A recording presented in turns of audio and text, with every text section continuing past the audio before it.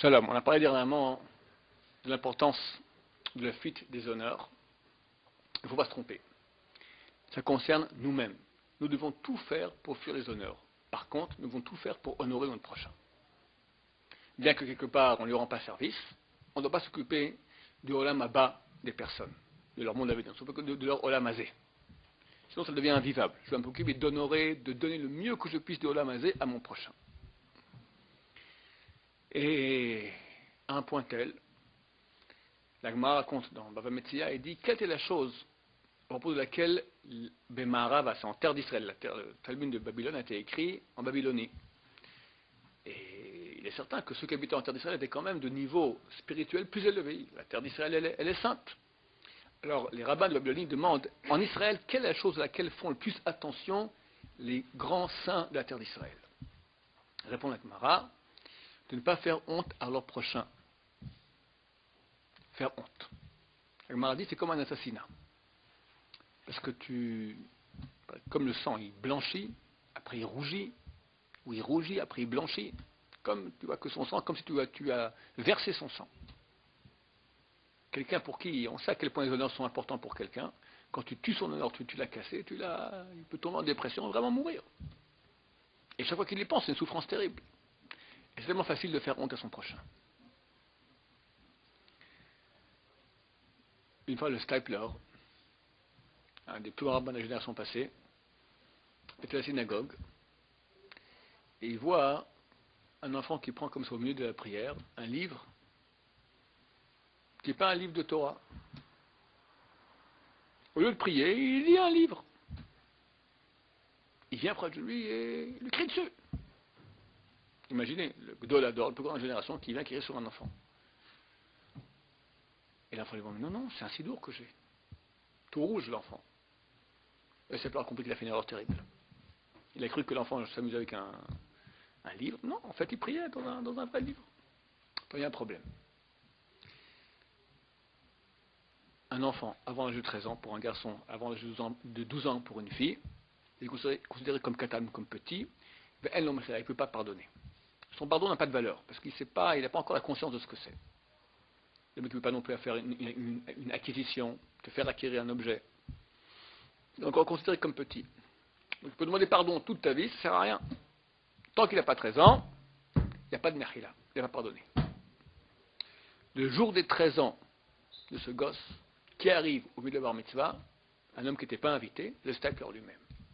Qui donne un beau cadeau, il voit c'est un cadeau pour sa bar mitzvah, Mazal Tov, je te demande pardon, quelques années, c'était à Yom Kippour, je voulais le dire, Yom Kippour, je suis venu comme ça, je t'ai crié dessus, je demande Mechila Gmoura. Et bien sûr, le gosse a excusé. Le Stipler n'a pas oublié. Il sort du même type exactement avec un des grands de ce monde aussi, mais beaucoup plus vieux, il y a un siècle environ, le Rav Auerbach, celui qui a écrit le livre Imre Bina.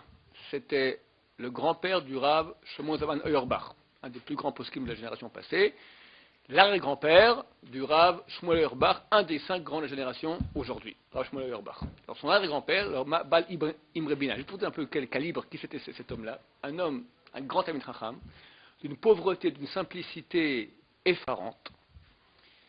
Un jour, il se lève le matin, il dit, j'ai fait un rêve extraordinaire. Du ciel, on m'a parlé, on m'a dit qu'il fallait que j'ouvre une yeshiva de Kabbalah. C'est un très grand kabbaliste, Ashkenaz, c'est très rare. Kabbaliste Ashkenaz. Il faut que j'ouvre une yeshiva de Kabbalah Ashkenaz. Il habite ici à Yerushalayim. On m'a dit dans le rêve, il fallait que j'ouvre cette yeshiva avec l'autre Rav, un tel. Je vais de ce pas le voir. Il va sur la route.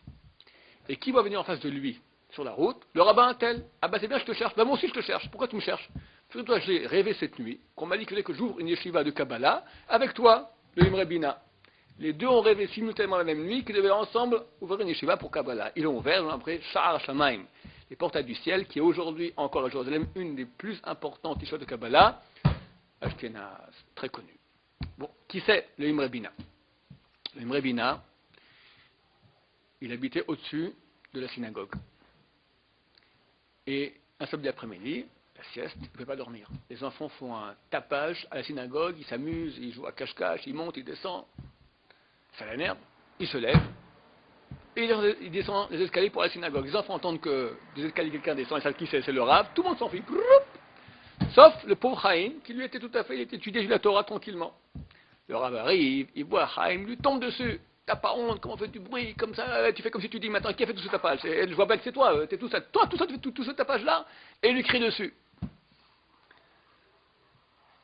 Le pauvre devient livide, il dit, c'est vraiment pas moi, j'étudie. Et je lui explique qu'il y avait d'autres qui étaient là, et le Rav Ibn Binet comprend qu'il s'est trompé, il a vraiment crié dessus, pour rien. De nouveau, même problème, 11 ans, on ne peut rien faire. Je raconte que l'Ibn Binet n'est pas venu à la bar mitzvah, il est venu au mariage. Il lui a fait un chèque très important. Je lui ai demandé, je te demande maintenant, tu te maries, ma Tov, que tu crées une maison comme il faut, etc. Je te demande, il y a plus de 10 ans, je t'ai réprimandé alors que tu étais innocent, je te demande maintenant, Mechila Moura. Et bien sûr, je suis Mochel, j'apprécie beaucoup que vous êtes venu à mon mariage. Comment le Rav n'a pas oublié combien, 10, 15 ans plus tard, qu'il avait fait du mal à un petit. Combien de nous on doit faire attention à cela?